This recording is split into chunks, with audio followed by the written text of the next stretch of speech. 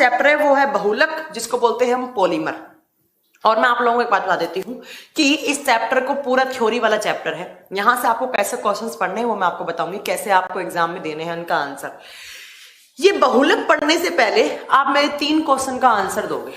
आज मैं कुछ एनटीपीसी के लिए एग्जाम के लिए वो निकाल रही थी, कुछ क्वेश्चंस निकाल रही थी प्रीवियस ईयर के। तो 3 क्वेश्चंस कुछ नए नए क्वेश्चन दिखे मुझे, जो आप लोगों को मैंने शायद नहीं पढ़ाए हो, तो वो बार बार रिपीट हो रहे थे।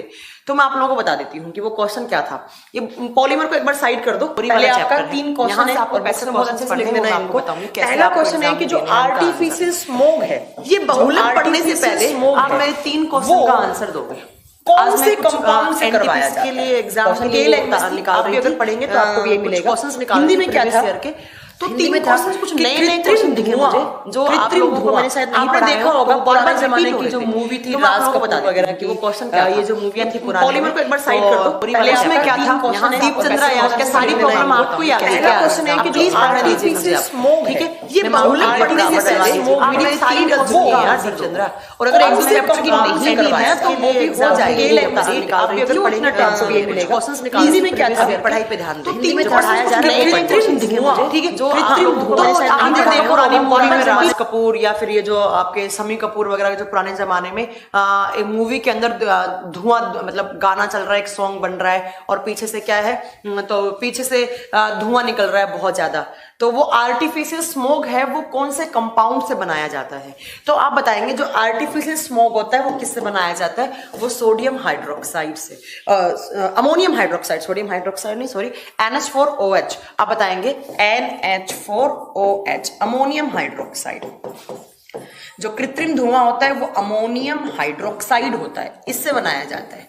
और शायद मैंने एक क्लास में बताया होगा कि जो आर्टिफिशियल रेन है, जो कृत्रिम वर्षा होती है, वो किससे करवाई जाती है, तो वो AGI से करवाई जाती है। आर्टिफिशियल रेन, कृत्रिम वर्षा किससे करवाई जाती है, तो आप बताएंगे AGI। और AGI क्या होता है, सिल्वर आयोडाइड, सिल्वर आयोडाइड। तो आप याद रखिएगा जो कृत्रिम धुआं है, जो मूवीज वगैरह बनाने में काम आते हैं, सॉन्ग्स वगैरह बनाने में काम आते हैं, तो वो किससे बनाया जाता है, तो वो बताएंगे आप कि वो किससे। मैम फिजिक्स में फुल ऑप्टिक्स का फुल PDF नहीं डाले, तो यार वो आप सर से बात कीजिए ना, फिजिक्स की बात सर से कीजिए आप प्लीज। हालांकि मैं बोल दूंगी सर को, ऐसी बात नहीं है, डाल देंगे सर PDF, कोई दिक्कत नहीं है, आज डलवा दूंगी मैं, अपलोड करवा दूंगी, ठीक है। तो ये आपको याद रखना है। तो ये बताएंगे आपके आर्टिफिशियल स्मोक क्या होता है, तो आप बताएंगे वो क्या होता है, वो तो आपका सोडियम हाइड्रोक्साइड होता है। अमोनियम सोडियम हाइड्रोक्साइड, क्यों मैं बार बार रिपीट कर रही हूँ, सोडियम हाइड्रोक्साइड कास्टिक सोडा होता है, अमोनियम हाइड्रोक्साइड होता है। और आर्टिफिशियल जो रेन होते हैं वो क्या होते हैं, सिल्वर आयोडाइड होता है, ठीक है। अच्छा, एक आपने देखा होगा मूवीज में या जो आप डेली जो सीरियल्स देखते हैं, बहुत सारे आंसू आते हैं जिसको क्रोकोडाइल टीयर्स बोलते हैं, आप मगरमच्छ के आंसू है ना, तो वो कृत्रिम आंसू किससे बनाए जाते हैं। तो ये भी कभी कभी क्वेश्चन आ जाता है, ये भी बहुत बार रिपीट हो रहा है, तो ये भी आप लिख सकते हैं कि आर्टिफिशियल टीयर्स, कृत्रिम आंसू किससे बनाए जाते हैं। मतलब जो मूवीज में जो लड़कियां वगैरह ज्यादा रोती हैं, तो रोने के लिए वो एक लिक्विड लगाती है अपनी आंखों के अंदर, तो वो आंसू ऑटोमेटिकली टपकते रहते हैं उनके। तो कृत्रिम आंसू किससे बनाए जाते हैं, तो आप बताएंगे ग्लिसरीन से। किससे, ग्लिसरीन से बनाए जाते हैं, ग्लिसरीन से बनाए जाते हैं, ठीक है। ये बात आपको याद रखना है। और ये ग्लिसरीन कहाँ होता है, तो आप बताएंगे कि ये ग्लिसरीन जो होता है वो साबुन वगैरह में भी होता है। इसीलिए आपने देखा होगा जब साबुन हमारी आंखों में, कभी कभी हम जब नहा रहे होते हैं तो साबुन या जो आप बॉडी वॉश आपकी आंखों में चला जाता है, तो आपकी आंखों से आंसू आना स्टार्ट हो जाते हैं, क्योंकि साबुन के अंदर क्या होता है, ग्लिसरीन होता है। जैसे लक्स वगैरह से आप कभी नहाते हैं तो आपकी आंखों में चला जाता है, तो फिर वहां से क्या हो जाता है, तो वहां से आपको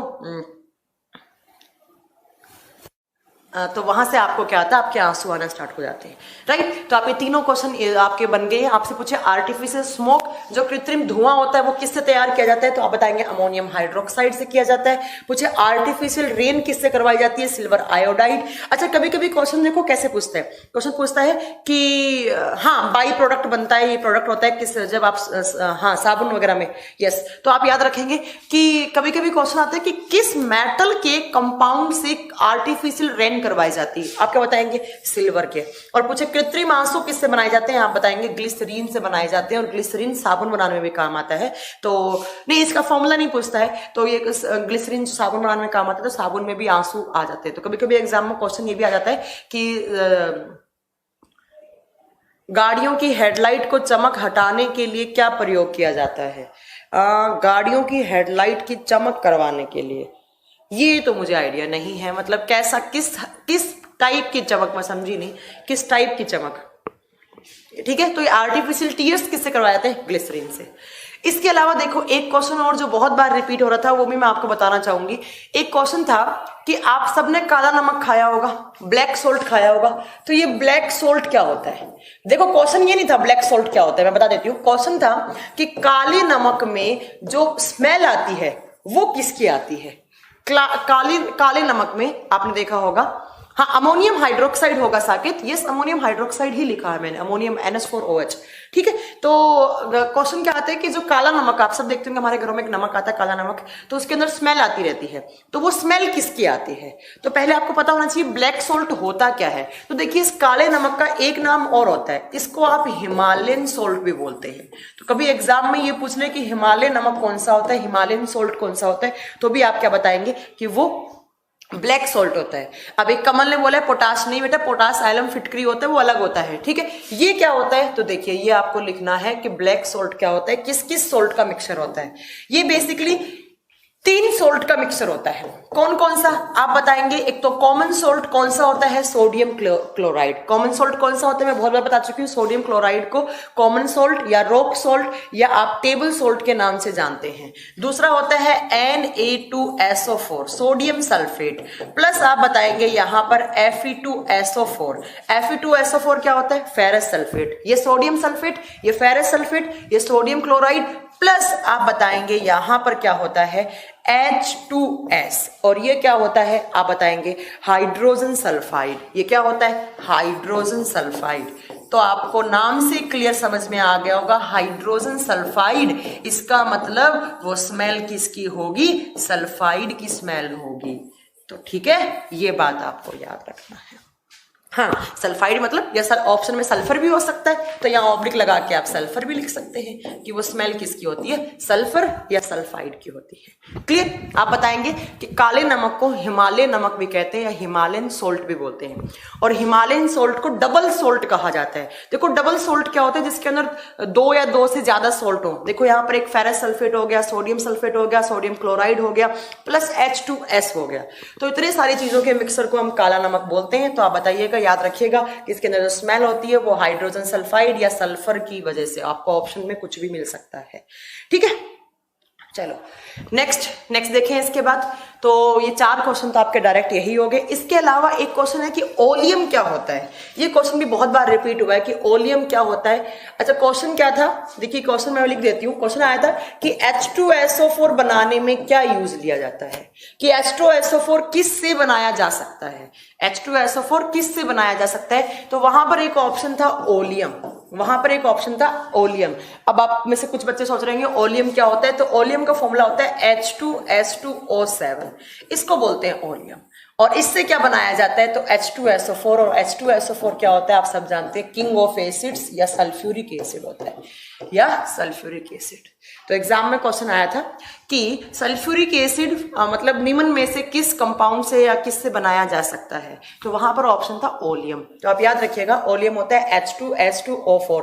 तो यहां से क्या बन गया? यहां पर H2SO4 बनाने में ही काम में आता है, राइट। तो ये इतने क्वेश्चन थे जो आपको याद रखने थे। एक बार फिर बता देती हूं मैं, सारे के सारे क्वेश्चंस आपको याद रखने। डायरेक्ट एग्जाम में ऐसे कैसे क्वेश्चन आते हैं। विक्रम जी कह रहे हैं मैम थोड़ा स्लो पढ़ाइए। ठीक है विक्रम, मैं ट्राई करूंगी। ये क्वेश्चन कुछ बार बार रिपीट हो रहे थे, तो जो आपको याद रखने हैं। ठीक है, चलिए अब अपने चैप्टर पे आ जाते हैं। मेन चैप्टर क्या है हमारा? तो आज का चैप्टर है हमारा पॉलीमर। आज का चैप्टर है हमारा पॉलीमर, जिसको हम बोलते हैं बहुलक। पॉलीमर, बहुलक। अब इस चैप्टर से कैसे क्वेश्चंस बनते हैं? आपसे पूछेगा कि बैकेलाइट किस टाइप का बहुलक है, किस टाइप का पॉलीमर है। आपसे पूछेगा मेलामाइन किस टाइप का बहुलक है। आपसे पूछेगा कि हमारे घरों में जो बकेट हैं, जो बाल्टी हैं, उसको बनाने के लिए कौन से पॉलीमर का यूज में लिया जाता है। हेलमेट, जो हम हेलमेट लगाते हैं, वो कौन से पॉलीमर से बनता है। पॉलीथीन किससे बनती है। ऐसे आपसे एग्जाम में क्वेश्चन पूछे जाते हैं। ठीक है, तो आपको बहुत ध्यान से पढ़ना है। थ्योरी वाला चैप्टर है प्योरली। और यहां पर क्या होता है, पॉलीमर किससे बनते हैं आप सबको पता है कि बहुत सारी जो मोनोमर यूनिट होती हैं उनको बार बार रिपीट करने से, या मोनोमर यूनिट जब आपस में जुड़ जाती हैं बहुत सारी, तब जाकर एक पॉलीमर बनता है। तो कभी कभी क्वेश्चन आता है कि जो पीवीसी है उसकी मोनोमर यूनिट क्या है। आपसे पूछेगा नायलॉन 6 की मोनोमर यूनिट क्या है, ठीक है। ऐसे पूछेगा नायलॉन 6 की मोनोमर यूनिट क्या है, नेचुरल रबर की मोनोमर यूनिट क्या है, आर्टिफिशियल रबर की मोनोमर यूनिट क्या है। ऐसे यहां से क्वेश्चन आते हैं, बड़े डायरेक्ट से क्वेश्चन आते हैं, बट आपको याद रखने हैं, ठीक है। अब देखिए पॉलीमर होता क्या है, आप बताओगे। जो पॉलीमर्स होते हैं वो बहुत लार्ज, ये क्या है डबल डबल क्यों चल रहा है, आप बताएंगे कि जो पॉलीमर्स होते हैं वो मैक्रोमोलिक्यूल्स होते हैं। पॉलीमर्स क्या होते हैं, मैक्रोमोलिक्यूल्स होते हैं। आप बताओगे कि पॉलीमर्स क्या होते हैं, बेसिकली बहुत बड़े बड़े वृहद अणु होते हैं। वृहद का मतलब होता है बड़ा, जिनका, अब मैक्रोमोलिक्यूल्स क्या होते हैं, आप बताओगे कि ऐसे मॉलिक्यूल्स जिनका मोलिक्यूलर वेट आणविक भार कितना हो, तो आप बताएंगे 10 की पावर 3 से लेकर 10 की पावर 7 U डाल्टन, इसको डाल्टन लिखा जाता है। ऐसे मॉलिक्यूल, ऐसे अणु जिनका आणविक भार 10 की पावर 3 से 10 की पावर 7 U डाल्टन हो, इतने बड़े बड़े पार्टिकल्स को हम क्या बोलते हैं, उनको हम मैक्रोमोलिक्यूल्स, और मैक्रोमोलिक्यूल्स से ही क्या बनता है, हमारा पॉलीमर बनता है। पॉलीमर बेसिकली होता क्या है, ऐसा कोई मॉलिक्यूल जिसका मोलिकुलर वेट को हिंदी में लिखेंगे हम आणविक भार, जिनके मॉलिक्यूल्स का वेट आणविक भार 10 की पावर 3 से 10 की पावर 7 U डाल्टन के बीच में हो, उसको हम पॉलीमर बोलते हैं। अब ये पॉलीमर बनते किससे हैं, तो ये पॉलीमर क्या होते हैं, बहुत सारी मोनोमर यूनिट से बनते हैं। बहुत सारी मोनोमर यूनिट से, मोनोमर क्या होती हैं, तो एक लक, कहने का मतलब है कोई भी एक पॉलीमर बोला आपने तो इसको, उस पॉलीमर की स्मॉलेस्ट यूनिट को क्या बोलेंगे हम, मोनोमर। तो आपसे एग्जाम में क्वेश्चन पूछ सकता है कि पॉलीमर की स्मॉलेस्ट यूनिट क्या होती है, या सबसे छोटी इकाई क्या होती है। आप क्या बताएंगे, monomer is the smallest unit of polymer. एकलक, बहुलक की सबसे छोटी इकाई है। यस सुभाजित घोष, प्लीज, मैं बताऊंगी, ओके है ना, ठीक है। आपका क्वेश्चन जो भी मैं बताऊंगी क्लास के बाद। तो आप याद रखिएगा पॉलीमर किसको बोलेंगे, एक ऐसी स्ट्रक्चर जिसका मॉलिक्यूलर वेट 10 की पावर 3 से लेकर 10 की पावर 7 U डाल्टन के बीच में हो। और ये मॉलिक्यूलर वेट इतना ज्यादा क्यों आता है, क्योंकि इसमें बहुत सारी मोनोमर यूनिट आपस में जुड़ जाती हैं। और मोनोमर यूनिट क्या होती हैं, तो पॉलीमर की स्मॉलेस्ट यूनिट को ही हम क्या बोलते हैं, आपको बताना है मोनोमर। नहीं समझ में आया, मैं एक एग्जांपल देती हूँ। मैंने आपको बोला कि हमारे बॉडी में प्रोटीन होते हैं, और वहीं पर मैंने आपको एक अगला सेंटेंस क्या बोला था, अगला सेंटेंस मैंने बोला कि प्रोटीन्स किससे बनते हैं, तो मैंने बताया था प्रोटीन बहुत सारी अमाइनो एसिड यूनिट के जुड़ने से प्रोटीन बनते हैं, है ना, बताया मैंने कहा था प्रोटीन में बहुत सारी अमीनो अम्ल की छोटी छोटी इकाइयां होती हैं, वो आपस में पेप्टाइड बॉन्ड के थ्रू जुड़ती हैं और वो क्या बना देती हैं, तो वो प्रोटीन बना देती हैं। तो प्रोटीन क्या हो गया, प्रोटीन एक पॉलीमर हो गया, ये एक पॉलीमर है। और इसकी स्मॉलेस्ट यूनिट क्या है, तो प्रोटीन किससे बनते हैं मैम अमाइनो एसिड, मैंने ए लिखा है अमाइनो एसिड। अब एक अमाइनो एसिड दूसरे अमाइनो एसिड के साथ जुड़ा, दूसरा तीसरे के साथ जुड़ा, तीसरा चौथे के साथ जुड़ा, ऐसे बहुत सारे अमाइनो एसिड आपस में कौन से बॉन्ड के थ्रू, ये मैं आपको पहले पढ़ा चुकी हूं, पेप्टाइड बॉन्ड के थ्रू, पेप्टाइड बंध के थ्रू बहुत सारे अमीनो अम्ल आपस में जुड़कर क्या बनाते हैं, प्रोटीन। तो यहां पर प्रोटीन क्या हो गया, एक पॉलीमर हो गया, एक बहुलक हो गया। अब आपसे एग्जाम में क्वेश्चन पूछे कि भैया प्रोटीन क्या पॉलीमर, तो है प्रोटीन पॉलीमर है, और पॉलीमर किससे बनते हैं, तो आप क्या बताएंगे, पॉलीमर किससे बनते हैं, मोनोमर से बनते हैं। अब पूछे आपसे प्रोटीन पॉलीमर की मोनोमर क्या है, तो क्या हो जाएगा यहां अमाइनो एसिड। तो आप याद रखिएगा कि अमाइनो एसिड जो होता है, अमीनो अम्ल या एमिनो एसिड बोलो, जैसे भी आप इसको प्रोनाउंस करो, अमाइनो एसिड ज्यादा अच्छा होता है। अमीनो अम्ल किसकी, ये होती है मोनोमर यूनिट, और मोनोमर का मतलब क्या है, एक लग। तो कहने का मतलब है मैम जब बहुत सारे मोनोमर यूनिट जुड़ते हैं तो एक पॉलीमर बनाते हैं। लाइक जैसे बहुत सारे अमाइनो एसिड आपस में पेप्टाइड बॉन्ड के थ्रू जुड़ेंगे तो वो एक प्रोटीन बनाएंगे। तो प्रोटीन क्या हो गया, एक पॉलीमर हो गया, ठीक है। चलिए नेक्स्ट, जैसे डीएनए मैंने आपको पढ़ाया है, हमारे बॉडी में डीएनए होता है, तो डीएनए भी एक पॉलीमर है। अगर आपसे पूछे डीएनए किसका, डीएनए एक पॉलीमर है, एक बहुलक है, और इसकी मोनोमर यूनिट क्या होती है, तो आप बताएंगे जो डीएनए होता है वो न्यूक्लियोटाइड से मिलकर बना हुआ होता है। बहुत सारे न्यूक्लियोटाइड होते हैं, वो आपस में जुड़कर क्या बनाते हैं। अभी न्यूक्लियोटाइड क्या होते हैं, फॉस्फेट शुगर वगैरह से मिलकर बने हुए होते हैं, वो मैं आपको पहले ऑलरेडी पढ़ा चुकी हूँ, ठीक है। तो बहुत सारे न्यूक्लियोटाइड्स होते हैं, वो आपस में जुड़ते हैं और जुड़कर क्या बनाते हैं, डीएनए। तो डीएनए की मोनोमर यूनिट क्या होगी मैम, न्यूक्लियोटाइड हो गई, और डीएनए क्या हो गया, एक पॉलीमर हो गया, बहुलक हो गया। तो दो क्वेश्चन हो गया आपका, प्रोटीन पॉलीमर है, इसकी monomer unit amino acid, DNA भी एक पॉलीमर है, बहुलक है, और इसकी एकलक इकाई न्यूक्लियोटाइड, ठीक है। तो ये आपको क्लियर करना है। तो एक आपको डेफिनेशन समझ में आ गई कि पॉलीमर्स बहुत बड़े बड़े लार्ज मॉलिक्यूल्स होते हैं जिनका मॉलिक्यूलर वेट बहुत ज्यादा होता है। और क्यों होता है, क्योंकि वो बहुत सारी सिंगल यूनिट से मिलकर बना हुआ होता है, और उसी सिंगल यूनिट को हम क्या बोलते हैं, मोनोमर बोलते हैं। जैसे फैट्स का मोनोमर आपको पता ही है, ग्लिसरॉल वगैरह होते हैं, ठीक है। तो फैटी एसिड्स या ग्लिसरॉल होते हैं, ठीक है साकेत, ओके। अब आपको याद रखना है कि इन पॉलीमर्स को कुछ इन पॉलीमर्स का कुछ डिवीजन है, इनके मतलब अलग अलग ग्रुप बनाए गए हैं, इनको अलग अलग बांटा गया है। वही आपको इनका क्राइटेरिया पढ़ना है, इनका क्लासिफिकेशन पढ़ना है। बेसिकली इन क्लासिफिकेशन से ही आपके क्वेश्चन बनते हैं। 3 तरीके से इन पॉलीमर्स का क्लासिफिकेशन होता है। पहला होता है इनकी अक्रेंस के बेस पे, दूसरा उनकी मॉलिक्यूलर वेट के ऊपर होता है। तो अभी मैं आपको वो तीनों क्लासिफिकेशन आपको पढ़ाने वाली हूँ। तो सबसे पहला आप इनका क्लासिफिकेशन लिखेंगे, कैसे इनको बांटा गया है। तो आप बताएंगे सबसे पहला आप इनका टाइप्स लिख सकते हैं या क्लासिफिकेशन। तो सबसे पहले लिखिए टाइप्स ऑफ पॉलीमर, बहुलक के प्रकार। बट किस बेस पे आप लिखेंगे, बहुलक के प्रकार, बहुलक के प्रकार। अब किस बेस पर, on the origin, on the origin, इनकी उत्पत्ति के आधार पर, ऑन द ओरिजिन, इनकी उत्पत्ति के आधार पर। तो आपसे एग्जाम में देखो कैसे क्वेश्चन पूछेगा, आपसे एग्जाम में क्वेश्चन पूछेगा कि ओरिजिन के बेस पर पॉलीमर्स को कितने ग्रुप में डिवाइड किया गया है। तो आप बताएंगे on the basis of origins polymers are divided into 3 groups. कौन कौन से, तो आप बताएंगे सबसे पहले है नेचुरल पॉलीमर, सबसे पहले है नेचुरल पॉलीमर, हिंदी में इसको बोलते हैं हम प्राकृतिक बहुलक, हिंदी में इसका नाम होता है प्राकृतिक बहुलक। दूसरा आता है सेमी सिंथेटिक, दूसरा आता है semi synthetic polymer, semi synthetic, Hindi में बोलेंगे इसको अर्ध संश्लेषित, अर्ध संश्लेषित, मतलब जो नेचुरल और आर्टिफिशियल दोनों का मिक्सचर हो। और लास्ट आता है सिंथेटिक पॉलीमर, लास्ट आता है सिंथेटिक पॉलीमर, और इसको बोलते हैं संश्लेषित। देखो पहला क्वेश्चन क्या बना, पहला हमारा क्वेश्चन बना कि on the basis of origins polymers divided into 3 groups, ठीक है, 3 ग्रुप में डिवाइड करते हैं। सुनील कुमार आप क्या बोल रहे हैं मैम, अगर आप आगे क्या, आगे तो बोलिए, ठीक है।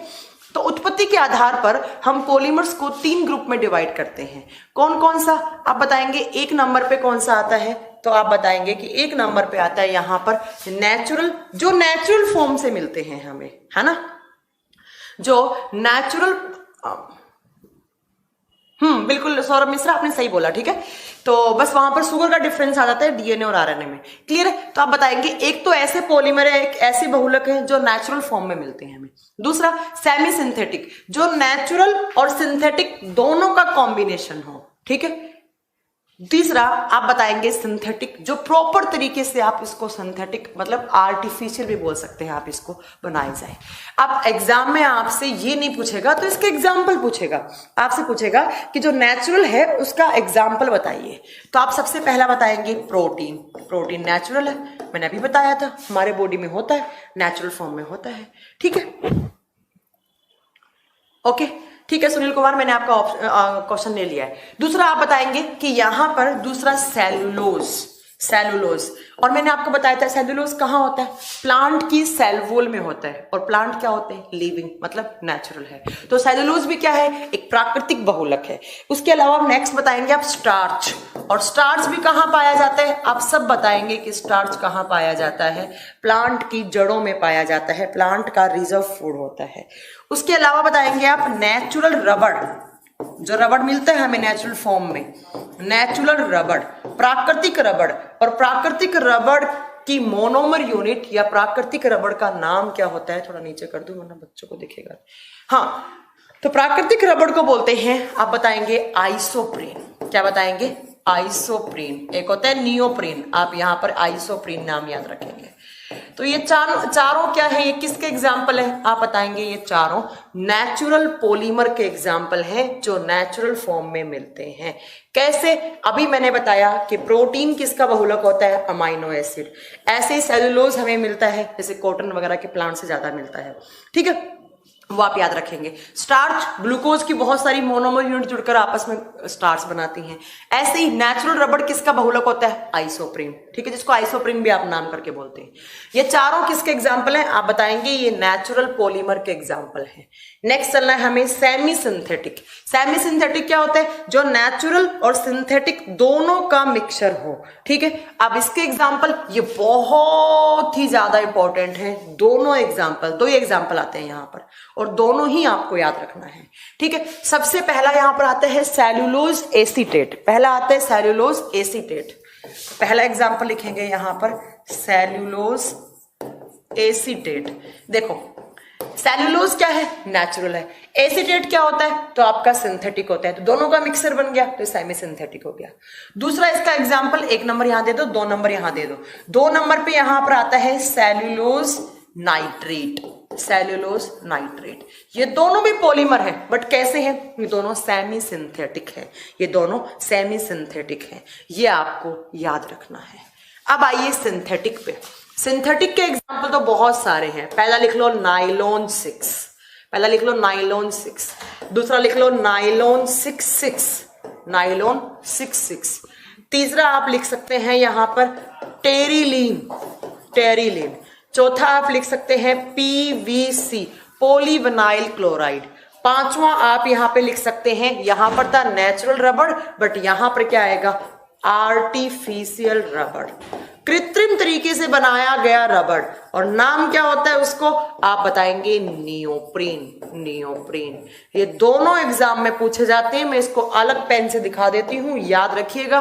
नेचुरल रबड़ आइसोप्रीन होता है, आर्टिफिशियल रबड़ नियोप्रीन होता है। ये किसका एग्जाम्पल है? सिंथेटिक का। ये किसका एग्जाम्पल है? ये नेचुरल का है। हो गया? अरे रुक जाओ यार, कमल रुक तो जाओ। हाँ, टेफ्लॉन भी यहीं आ जाएगा, मेलामाइन भी यहीं आ जाएगा। अभी आप ये कॉमन सा एग्जाम्पल 4 याद रखो। ठीक है, तो ये आपका पहला क्लासिफिकेशन था पॉलीमर का, बट किसके बेस पर? On the basis of origin, इनकी उत्पत्ति के आधार पर। एक जो नेचुरल फॉर्म में है, एक जो दोनों का कॉम्बिनेशन है, एक आर्टिफिशियल। इनके एग्जाम्पल याद रखिएगा। आइसोप्रीन यहां आता है, नियोप्रीन यहां आता है। ठीक है, अरे रुक जाओ यार, बेकेलाइट भी इसी में आएगा, सिंथेटिक ही होता है। ठीक है चंदन कुमार, तुम लोग यार आगे बहुत चलते हो यार। ठीक है, चलिए इतना आप याद रखेंगे। अब चलो नेक्स्ट क्लासिफिकेशन। ये तो ओरिजिन की उत्पत्ति के आधार पर हो गया। नेक्स्ट आप बोलेंगे on the basis of structure. On the basis of structure, इनकी स्ट्रक्चर के आधार पर। On the basis of structure, यहां से भी कुछ क्वेश्चन बन जाते हैं। संरचना के आधार पर, इनकी संरचना कैसी है? संरचना के आधार पर आपसे पूछा जाएगा कि on the basis of structures polymers are divided into 3 groups. आप बताएंगे 3 ग्रुप में इसको डिवाइड किया जाता है। हाँ गौरव तंवर, रेयन भी वहीं आएगा। आगे की डिटेल में पढ़ाऊंगी मैं आपको, इसलिए मैंने 3-4 एग्जाम्पल लिखा। ठीक है, चलिए तो नेक्स्ट आप याद रखेंगे कि on the basis of structure, ये STR मतलब स्ट्रक्चर है। संरचना के आधार पर भी इनको 3 ग्रुप में डिवाइड किया गया है। कौन कौन सा? सबसे पहला है लीनियर पॉलीमर। हिंदी में इसको बोलेंगे रेखित बहुलक, लीनियर पॉलीमर, जो लीनियर फॉर्म में हो। लीनियर। दूसरा आता है ब्रांच्ड, जो ब्रांच की फॉर्म में हो, और हिंदी में इसको बोलते हैं शाखित बहुलक, जो ब्रांचेस की फॉर्म में हो। और नेक्स्ट आता है लिंकेज की फॉर्म में हो, जिनके मॉलिक्यूल्स के बीच में लिंकेज हो। कोई भी लिंकेज, वो डिपेंड करता है कौन सी। या आप लिख सकते हैं इसको क्रॉस लिंक्ड पॉलीमर। आप इसका दूसरा नाम लिख सकते हैं क्रॉस लिंक्ड पॉलीमर। हिंदी में इसका नाम थोड़ा सा अलग होता है, त्रियक बंधक बहुलक। ठीक है, ये 12th क्लास में आपने पढ़ा होगा। 12th क्लास की एनसीईआरटी में खोल के देखोगे उसी को मैं आपको पढ़ा रही हूँ, उसके अलावा कुछ नहीं पढ़ा रही हूँ मैं आपको। तो ये 3 पॉलीमर्स हैं जिनका क्लासिफिकेशन किया गया है किस बेसिस पर, on the basis of structure, कि इनके बीच में कैसी स्ट्रक्चर है। एक तो लीनियर, जो ऐसे लीनियर फॉर्म में होते हैं, ऐसे लीनियर फॉर्म में, जो बिल्कुल एकदम लीनियर फॉर्म में हो उसको बोलते हैं लीनियर पॉलीमर। जो ब्रांच्ड की फॉर्म में हो, जैसे ऐसे, जिसमें बहुत सारे मॉलिक्यूल्स होते हैं जो ब्रांच की फॉर्म में हो, और क्रॉस लिंक्ड वाले, इनके बीच में लिंकेज होती है, ऐसे ऐसे लिंकेज हो, इनको कहा जाता है क्रॉस लिंक्ड पॉलीमर या क्रॉस लिंकेज पॉलीमर। ठीक है, ये आपको याद रखना है। अब इनके एग्जाम्पल पूछे जाएंगे आपसे कि एग्जाम्पल बताओ लीनियर पॉलीमर के, ब्रांच्ड पॉलीमर के या लिंकेज पॉलीमर के। तो इनके एग्जाम्पल आपको थोड़ा डिटेल में याद रखिएगा, नाम इनका। ठीक है, सबसे पहला यहां पर इसका एग्जाम्पल में क्या आएगा, आप बताएंगे हाई डेंसिटी वाली पॉलीथीन, हाई डेंसिटी वाली पॉलीथीन, हाई डेंसिटी पॉलीथीन, ऐसी पॉलीथीन जिसका घनत्व बहुत ज्यादा हो, और जो, हाँ, हाई डेंसिटी पॉलीथीन मतलब जिससे हार्ड प्लास्टिक बनाया जाता है। आप लिख सकते हैं जिससे हार्ड प्लास्टिक, जैसे टॉयज वगैरह, बाल्टी वगैरह बनाई जाए, हार्ड प्लास्टिक। अब बताएंगे कि यहां पर क्या आती है, सबसे ज्यादा घनत्व वाली या उच्च घनत्व वाली पॉलीथीन, जिससे हम क्या बनाते हैं, बहुत कठोर प्लास्टिक या हार्ड प्लास्टिक बनाते हैं। अब बात आती है यहां पर इसका एग्जाम्पल कौन सा है, आप बताएंगे low density polythene, low density polythene, कम घनत्व वाली पॉलीथीन। और इनसे क्या बनाया जाता है, आप बताएंगे इनसे पॉलीबैग वगैरह बनाए जाते हैं।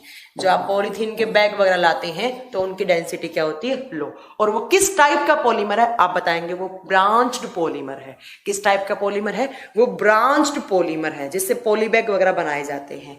अब आता है लिंकेज वाला कौन सा है, और मैं इसको स्टार करके लिख रही हूं, ये एग्जाम में बहुत बार पूछे जाते हैं। ठीक है, ये सबसे स्ट्रॉन्ग होते हैं। इसका एग्जाम्पल पहला आप लिखेंगे मेलामाइन, पहला एग्जाम्पल कौन सा है, मेलामाइन।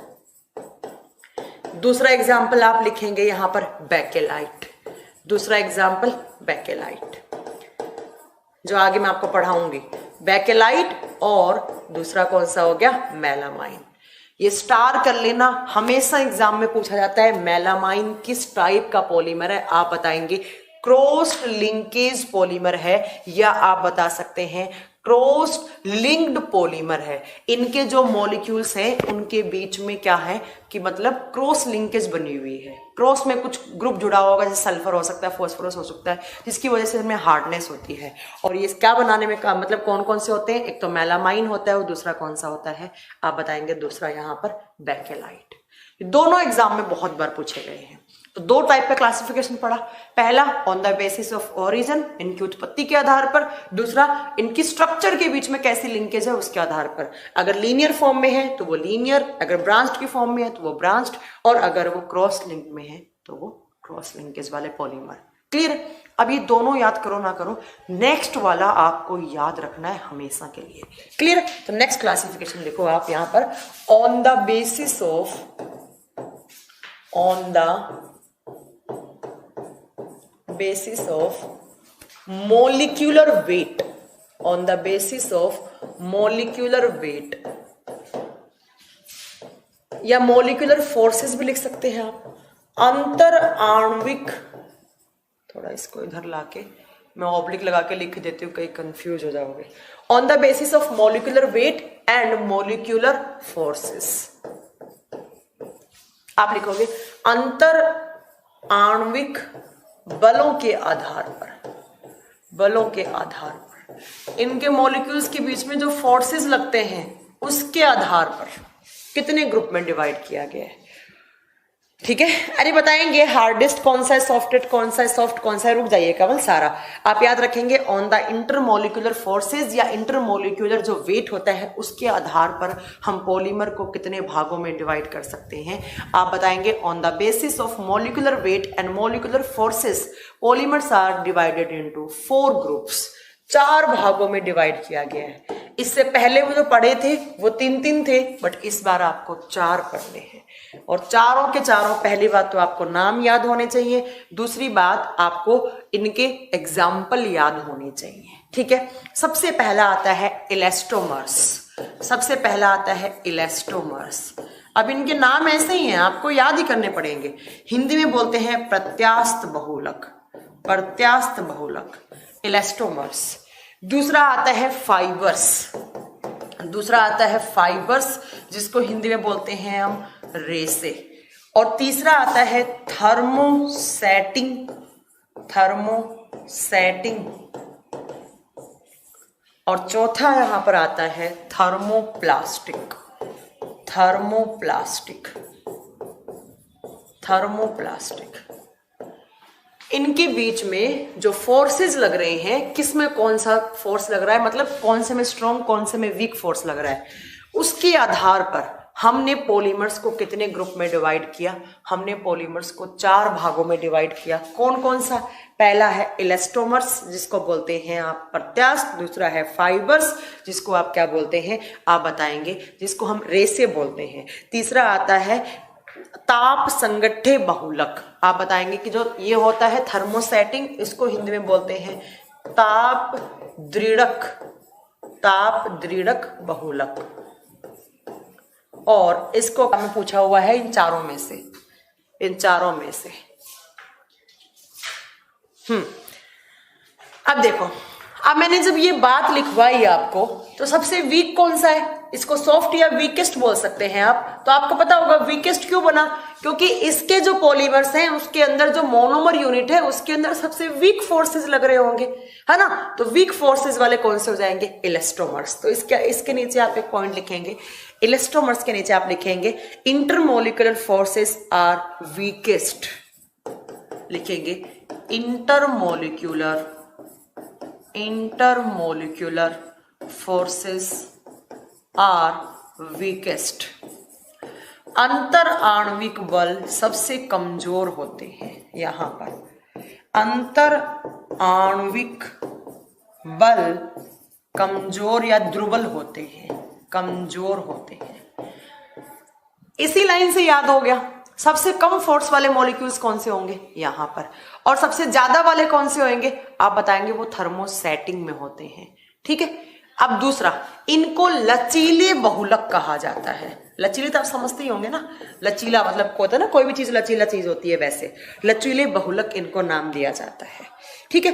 अब बात आती है कि इनके एग्जाम्पल कौन कौन से होते हैं। आप इलास्टोमर के एग्जाम्पल तो हमेशा एग्जाम में आते हैं, मैं अलग पेन से लिख रही हूं, हमेशा पूछा जाता है इसके एग्जाम्पल। आप बताएंगे इसके कौन कौन से एग्जाम्पल है, कौन कौन से उदाहरण है। पहला है बूना एन, BUNA, आगे पढ़ाएंगे हम बूना एन। दूसरा आप लिखेंगे बूना एस, और तीसरा आप लिखेंगे नियोप्रीन। और नियोप्रीन कैसा रबड़ होता है तो आप बताएंगे नियोप्रीन, तो आपको अभी पढ़ाया था मैंने, नियोप्रीन कौन सा है, सिंथेटिक रबड़ है। तो ये तीनों एग्जाम्पल किसका है तो आप बताएंगे ये तीनों एग्जाम्पल किस में आते हैं, इंटरमोलिकुलर फोर्सेस में आते हैं, इंटरमोलिकुलर फोर्सेस में आते हैं। Buna N, Buna S, neoprene जिसको बोलते हैं हम सिंथेटिक रबड़, ये सब कैसे किस टाइप के बहुलक होते हैं तो आप बताएंगे कि ये किस टाइप के, इलास्टोमर्स टाइप के होते हैं, जो लचीले होते हैं और जिनके बीच में जो फोर्सेस लगते हैं वो सबसे वीकेस्ट लगते हैं, सबसे कमजोर लगते हैं। ठीक है। चलिए नेक्स्ट है फाइबर्स। नेक्स्ट आया हमारा फाइबर्स, इसको थोड़ा सा मैं इधर लिख दूं क्योंकि यहाँ पर मेरे पास स्पेस नहीं है। फाइबर्स में आप क्या बताएंगे कि जो इंटरमोलिकुलर फोर्स होते हैं वो स्ट्रॉन्ग लगते हैं। आप बताएंगे इसके अंदर जो क्या हो गया है इस बोर्ड को, यहां पर इसमें आप याद रखेंगे कि intermolecular forces, intermolecular forces are strongest, are strongest. और हिंदी में कैसे याद रखेंगे, इनके अंतर आणविक बल बहुत ज्यादा स्ट्रॉन्ग होते हैं, इनके अंतर आणविक बल बहुत ज्यादा स्ट्रॉन्ग होते हैं। बेटा बूना का कोई फुल फॉर्म नहीं है, यहाँ पे BUNA ही है यहाँ पर। ठीक है। अब इसका एग्जाम्पल आप याद रखेंगे नायलॉन एंड टेरिलीन, इसका एग्जाम्पल याद रखेंगे नायलॉन एंड टेरिलीन। ये दोनों किसके एग्जाम्पल है, ये फाइबर्स के एग्जाम्पल है। ठीक है। और ये बहुत स्ट्रॉन्ग होते हैं, आपको पता ही होगा नायलॉन स्ट्रॉन्ग आता है ना, स्ट्रॉन्ग फाइबर्स होते हैं, और टेरिलीन। अब आता है थर्मोसेटिंग क्या होते हैं। आप बताओगे थर्मोसेटिंग ऐसे पॉलीमर हैं जब आप उनको गर्म करोगे तो वो हार्ड हो जाएंगे और ठंडा करोगे तो वो सॉफ्ट हो जाएंगे। आप इसमें एक लाइन लिखोगे, क्या लाइन लिखोगे? आपको लिखना है on Heaton becomes hard and on cooling becomes soft। कहने का मतलब है कि जब इनको आप गर्म करोगे तो वो बहुत हार्ड हो जाएंगे और हार्ड होकर वो जल भी सकते हैं, बट अगर आप इनको ठंडा करोगे तो वो क्या हो जाएंगे? बहुत सॉफ्ट हो जाएंगे। तो वो किस टाइप का पॉलीमर होता है? वो थर्मोसेटिंग होता है। इसको स्टार कर लेना, बहुत सारे एग्जाम में ये दोनों रिपीट होते हैं, इनके एग्जाम्पल रिपीट होते हैं, ये नहीं, इनके एग्जाम्पल रिपीट होते हैं। और आप इसके एग्जाम्पल दोगे टेफ्लॉन, पॉलीथीन, किसका? थर्मोसेटिंग है, थर्मोसेटिंग के एग्जाम्पल हो जाएंगे बेकेलाइट एंड मेलामाइन। इसका एग्जाम्पल लिखेंगे आप बेकेलाइट एंड मेलामाइन, ठीक है। आप याद रखेंगे जिनको गर्म करने पर हार्ड और जिनको ठंडा करने पर सॉफ्ट बनाया जा सके वो किस टाइप के बहुलक है? वो ताप द्रीडक बहुलक है, थर्मोसेटिंग है। और इसके एग्जाम्पल आप बताएंगे, बेकेलाइट एंड मेलामाइन। एग्जाम्पल क्या बताएंगे? Bakelite and melamine. और इनका आप साइज और आकार नहीं बदल सकते हैं। इनको अगर ज्यादा गर्म किया ये जल जाएंगे, ठीक है। ज्यादा अमाउंट पर अगर आपने इसको हीट किया तो ये जल जाएंगे। अब आता है नेक्स्ट इसका ऑपोजिट कौन सा? तो आप बताएंगे थर्मोप्लास्टिक। कौन सा बचा आपका? थर्मोप्लास्टिक। इसमें लिखेंगे आप on Heaton becomes soft and on cooling becomes hard। कहने का मतलब है इनको अगर गर्म करोगे तो वो क्या हो जाएंगे? सॉफ्ट हो जाएंगे, मुलायम हो जाएंगे, और जब इनको ठंडा करोगे तो वो क्या हो जाएंगे? हार्ड हो जाएंगे। इसका जस्ट ऑपोजिट, थर्मोसेटिंग का जस्ट ऑपोजिट क्या हो जाता है? आप बताएंगे थर्मोसेटिंग का जस्ट ऑपोजिट क्या हो जाएगा? थर्मोप्लास्टिक हो जाएगा। Example polystyrene, polythene and Teflon. इसका एग्जाम्पल लिखेंगे आप टेफ्लॉन। दूसरा एग्जाम्पल लिखेंगे पॉलीस्टायरीन एंड तीसरा एग्जाम्पल लिखेंगे पॉलीथीन। यही एग्जाम में सबसे ज्यादा रिपीट हुआ है कि पॉलीथीन किस टाइप का बहुलक है। आप क्या बताएंगे? थर्मोप्लास्टिक टाइप का बहुलक है, ठीक है। यह आपको याद रखना है। याद रखेंगे? एक बार फिर रिपीट करूं मैं। पॉलीमर्स को हमने 3 तरीके से हमने पॉलीमर का क्लासिफिकेशन पढ़ा। कैसे पढ़ा? तो देखो, सबसे पहला पढ़ा on the basis of origin, मतलब उनकी उत्पत्ति के आधार पर कैसे हो सकते हैं। तो इस 3 टाइप के हो सकते हैं, एक नेचुरल हो सकता है, एक सिंथेटिक होता है, एक दोनों का कॉम्बिनेशन सेमी सिंथेटिक हो सकता है। दूसरा, इनकी स्ट्रक्चर के अंदर कौन सी लिंकेज है, क्रॉस है, लीनियर है, या आपको मैंने बताया कि क्रॉस लिंकेज है या आपका लीनियर है। इस फॉर्म के आधार पर जो पॉलीमर्स हैं उनको भी 3 ग्रुप में डिवाइड करते हैं। अगर लीनियर है तो वो लीनियर पॉलीमर, अगर ब्रांच की फॉर्म में तो वो ब्रांच्ड हो जाएंगे, और अगर लिंकेज की फॉर्म में है, क्रॉस लिंक बनी हुई है उनके बीच में, मॉलिक्यूल्स के बीच में, तो वो ब्रांच लिंकेज हो जाएंगे, ठीक है। उसके अलावा तीसरा कौन सा आता है? तो तीसरा मैंने बताया on the basis of molecular forces. कहने का मतलब उनके जो मॉलिक्यूल्स हैं उसके बीच में जो फोर्स लग रहे हैं उनके आधार पर हमने पॉलीमर को कितने ग्रुप में डिवाइड किया? तो उनके आधार पर हमने पॉलीमर को 4 ग्रुप में डिवाइड किया। कौन कौन सा? पहला इलास्टोमर्स सबसे लचीले होते हैं, सबसे सॉफ्ट होते हैं। कहने का मतलब इनके बीच में मॉलिक्यूलर फोर्सेस सबसे वीक लगते हैं, अंतराण्विक बल सबसे कमजोर होते हैं। Example Buna N, Buna S, neoprene क्या बताया था मैंने? सिंथेटिक रबर बताया था, ठीक है। दूसरा आता है फाइबर्स, और फाइबर्स जिनके इंटरमोलिकुलर फोर्सेज होते हैं वो स्ट्रॉन्ग लगते हैं। Example nylon, terylene. थर्मोसेटिंग, जब इनको गर्म करोगे हार्ड हो जाएंगे, ठंडा करोगे सॉफ्ट हो जाएंगे, उनको बोलेंगे बेकेलाइट या मेलामाइन। इसका जस्ट ऑपोजिट थर्मोसेटिंग, जब गर्म करोगे तो वो क्या हो जाएंगे? सॉफ्ट, और ठंडा करोगे तो वो क्या बन जाएंगे? हार्ड।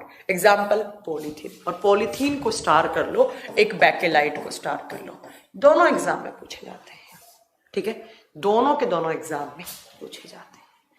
ये आपका पॉलीमर का क्लासिफिकेशन था जो क्लास 12th का था, 12वीं क्लास के एनसीईआरटी में। डिट्टो आपको सेम मिलेगा, मैंने वहीं से आपको पढ़ाया है। ठीक है, अब बात आती है एक एक करके आपको पॉलीमर पढ़ने हैं। नवीन कुमार माथुरी, थोड़ा वेट तो करो यार, तुम लोग इतना आगे क्यों चलते हो। अब आपको एक एक करके पॉलीमर पढ़ने हैं। कौन सा पॉलीमर किसका बहुलक है। सबसे पहला आप लिखेंगे पॉलीथीन, सबसे पहला लिखेंगे आप पॉलीथीन। ठीक है, 1 नंबर का पॉलीथीन सबसे पहला है आपका पॉलीथीन। अब देखो आपसे एग्जाम में कैसे क्वेश्चन पूछेगा, पॉलीथीन किसका बहुलक होता है। तो पॉलीथीन क्या है, पॉलीमर है, और पॉलीमर किससे बनता है, मोनोमर यूनिट के रिपीट होने से बनता है। तो अब आपसे पूछेगा कि पॉलीथीन की मोनोमर यूनिट क्या है, तो आप क्या बताएंगे, इसकी मोनोमर यूनिट 1 लक इकाई। 1 लक क्या होता है इसका मोनोमर क्या होता है, आप क्या बताएंगे। देखो यहां पर पोली का मतलब ज्यादा, इथीन, बहुत ज्यादा इथीन जब जुड़ जाती हैं आपस में तो वो पॉलीथीन बनाती हैं।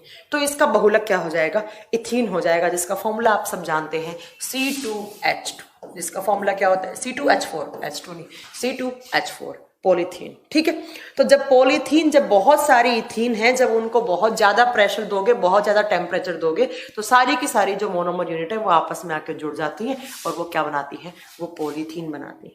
पॉलीथीन 2 टाइप की होती है, एक होती है लो डेंसिटी वाली, एक होती है हाई डेंसिटी वाली। लो डेंसिटी जिसका एग्जाम्पल हो सकता है आप जो पॉली बैग वगैरह लाते हैं, वो लो डेंसिटी वाली होती है। हाई डेंसिटी वाली कौन सी होती है, जिनसे बकेट वगैरह बनाते हैं, बाल्टी वगैरह ये सब बनते हैं, उनको बोलते हैं हाई डेंसिटी वाली। आपसे एग्जाम में पूछेगा पॉलीथीन कैसा बहुलक है, थोड़ी देर पहले मैंने बताया था इसका एग्जाम्पल। इसकी मोनोमर यूनिट क्या है, आप बताओगे ethane. Ethane is the monomer unit of polythene. जब बहुत सारे इथेन को हाई टेम्परेचर और हाई प्रेशर देंगे तो वो क्या बनाएगा, वो पॉलीथीन बनाएगा। तो एक बात आपको ये याद रखनी है। दूसरा आप बताएंगे, दूसरा पॉलीमर यहां पर आता है पॉलीविनाइल क्लोराइड, पीवीसी। दूसरा आता है पीवीसी, फुल फॉर्म होता है उसका पॉलीविनाइल क्लोराइड। अच्छा, हिंदी में सेम नाम है, कोई अलग नाम नहीं है, तो प्लीज आप इंग्लिश में नोट कर ले, कोई दिक्कत नहीं है, सेम नाम हिंदी में। आपसे पूछेगा कि पीवीसी का मोनोमर क्या है, पीवीसी का बहुलक, पीवीसी एक बहुलक है तो उसका मोनोमर क्या है। आप बताएंगे कि जो पीवीसी है वो विनाइल क्लोराइड का बहुलक होता है। विनाइल क्लोराइड, VINYL और क्लोराइड। विनाइल क्लोराइड की जब बहुत सारी यूनिट आपस में जुड़ती हैं तो वो पीवीसी बनाती हैं, पॉलीविनाइल क्लोराइड बनाती हैं। अब बात आती है विनाइल क्लोराइड का फॉर्मूला क्या होता है। कभी कभी ये आपसे फॉर्मूले की फॉर्म में दिया हुआ होगा, CH2 डबल बॉन्ड CH और एक क्लोरीन ग्रुप, और यहां पर आप लिख सकते हैं N यूनिट। N यूनिट मतलब आपस में जुड़ गई तो उसने क्या बना दिया, PVC बना दिया। पोली बताना पड़ेगा, ठीक है। अब बात आती है क्या बनाने में काम आता है। देखो पॉलीथीन क्या बनाने में काम आ रहा था, लो डेंसिटी वाली पॉली बैग बनाने में काम आ रही थी। हाई डेंसिटी वाली जैसे डस्टबिन हो गया, बोतल हो गया, ये सब हाई डेंसिटी पॉलीथीन से बनती है, ठीक है। बट ये बात आती है कि पीवीसी से क्या बनता है। आप सबने सुना होगा पीवीसी के पाइप्स आते हैं, तो इनका यूज लिखो, इसका यूज क्या हो गया, तो आप इसका यूज लिखेंगे क्या बनाने में, पाइप्स बनाने में। पीवीसी पाइप्स आते हैं ना, आप सबने सुना होगा, या रेनकोट बनाए जाते हैं इससे। अब देखो एग्जाम में कैसे क्वेश्चन पूछेगा, रेनकोट किस टाइप का पॉलीमर है, पीवीसी। रेनकोट को बनाने में कौन सा मोनोमर यूनिट काम में आता है, विनाइल क्लोराइड। ये 3 टाइप के क्वेश्चन बनते हैं, इससे ज्यादा आपको कुछ याद नहीं लिखना है, ठीक है। नेक्स्ट है 3 नंबर पर टेफ्लॉन। तीसरा है आपका टेफ्लॉन। सेम नाम हिंदी में है, मैं फिर रिपीट कर रही हूं, कुछ अलग नाम नहीं है, हिंदी में सेम है। अब आपसे पूछेगा टेफ्लॉन किसका बहुलक होता है। आप बताओगे टेफ्लॉन की जो मोनोमर यूनिट होती है टेट्राफ्लूरोइथेन। टेट्राफ्लूरोइथेन, इसका जो एक लक है वो क्या होता है, टेट्राफ्लूरोइथेन। ये आपके पास ऑप्शन में होगा, ठीक है। टेट्राफ्लूरोइथेन किसका पॉलीमर है, तो आप बताएंगे टेफ्लॉन का मोनोमर यूनिट है। अब बात आती है इसके फॉर्मूले की, तो इसका फॉर्मूला होता है CF2 का N यूनिट, ठीक है। ये क्या हो गया, आप बताएंगे ये टेफ्लॉन। टेफ्लॉन का पूछा जाए आपसे मोनोमर यूनिट क्या है तो आप क्या बताएंगे? टेट्राफ्लूरोइथेन। CF2, अच्छा देखो CF2 है, ये सही से लिख लेना, कहीं गलत मत लिख लेना। डबल बॉन्ड CF2, चलो मैं रब करके अच्छे से लिख देती हूँ, पता लगे तो हम लोग कुछ। CF2 and N unit. अब बात आता है इसका यूज कहाँ होता है, आप बताएंगे नॉन स्टिकी यूटेंसिल्स बनाने में। नॉन स्टिकी यूटेंसिल्स बनाने में आपने देखा होगा बहुत सारे हमारे घरों में फ्राई पैन आता है, तवा आता है ना, तो वो सब किससे बनते हैं? नॉन स्टिकी, मतलब जिसपे खाना वाना चिपकता नहीं है ना, समझते हैं ना, खाना वाना ना चिपके। जैसे नॉन स्टिकी कुकवेयर आते हैं ना बहुत सारे, जैसे उसके प्रेस्टीज वगैरह के आते हैं, है ना, तो ये आपको याद रखना है। ये एग्जाम में बहुत बार पूछा हुआ है कि हमारे रसोई घर में, हमारे किचन में जो नॉन स्टिकी यूटेंसिल्स होते हैं उनको बनाने के लिए कौन सा पॉलीमर यूज में होता है? आप क्या बताएंगे?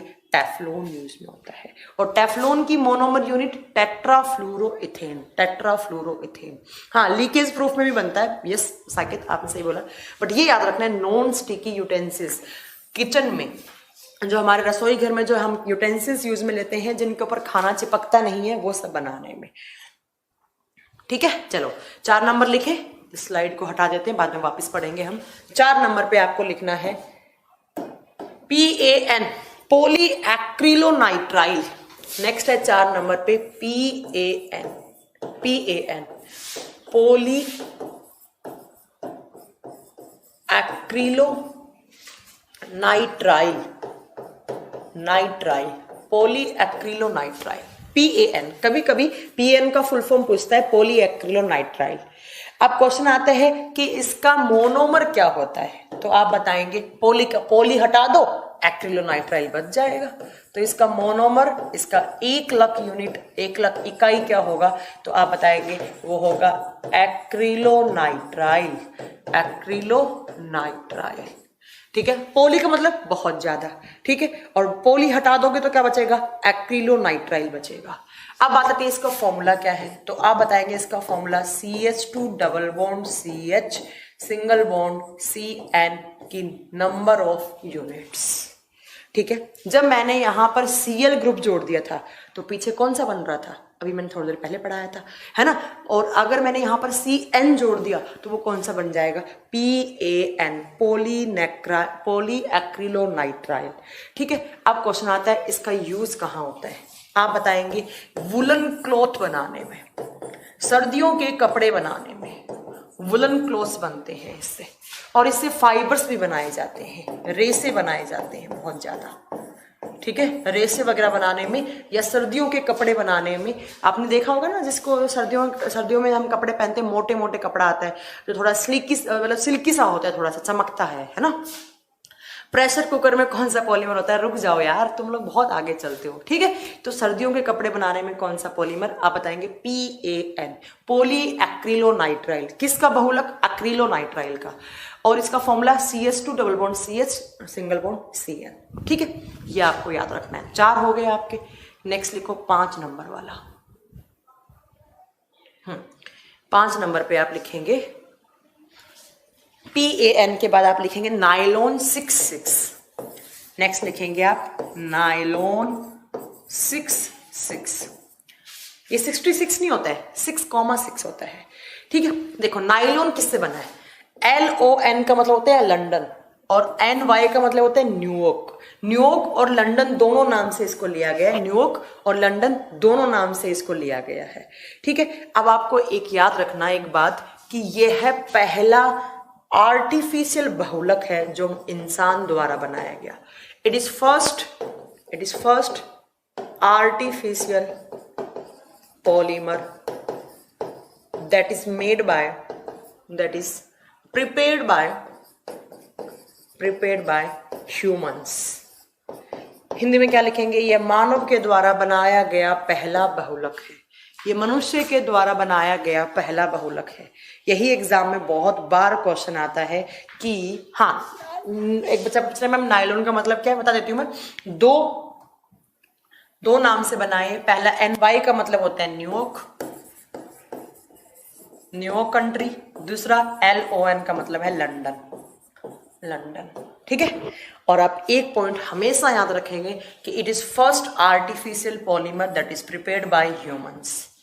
पहला कृत्रिम बहुलक है जो कि मनुष्य द्वारा बनाया गया। किसके द्वारा बनाया गया? ह्यूमंस। तो ये कैसा हो गया? ये सिंथेटिक हो गया। इसने मैंने पीछे किसके एग्जाम्पल में लिखा था? ये सिंथेटिक के एग्जाम्पल में लिखा था। अब बात आता है कि इसकी मोनोमर यूनिट क्या होती है। इसको तो आप पक्का स्टार कर लो, ये पक्का आपसे एग्जाम में पूछा जाएगा, हमेशा आता है। इसकी 1 लाख इकाई क्या होती है, इसकी मोनोमर क्या क्या है? तो आप बताएंगे कि इसकी मोनोमर 2 होता है। एक होता है एडिपिक एसिड, दूसरा होता है हेक्सामेथिल डाइएमाइन। कौन कौन सा?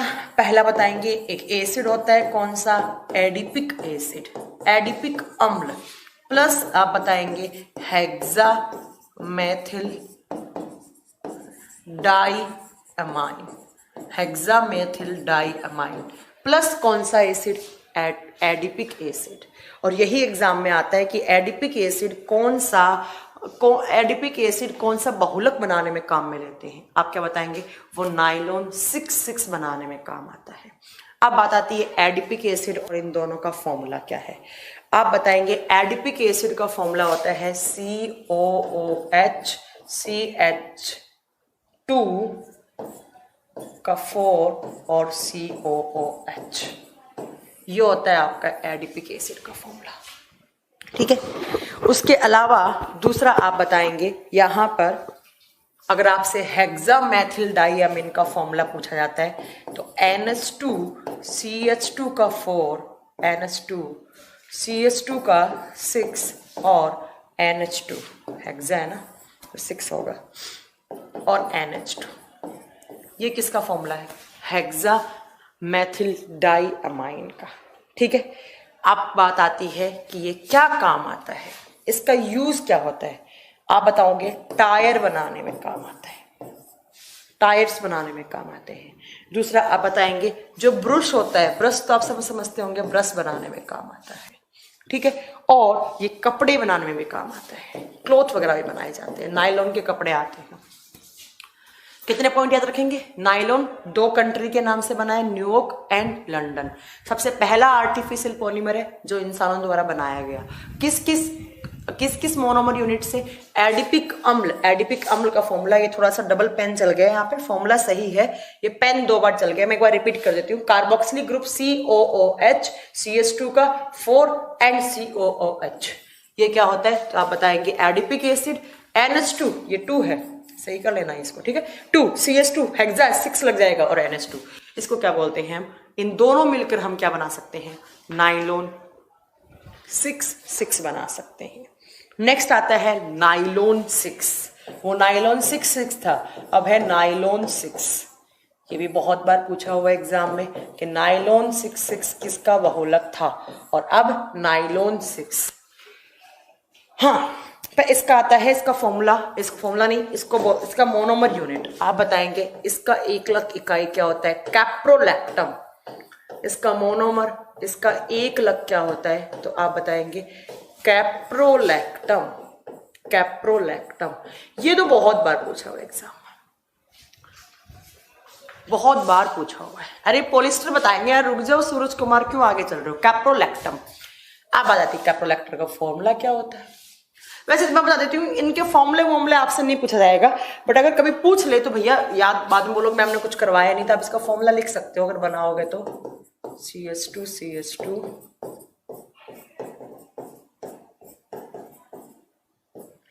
कीटोन ग्रुप होता है, और साथ में N किससे? हाइड्रोजन से। ये ऊपर मैंने हाइड्रोजन लिखा है, ये हाइड्रोजन है।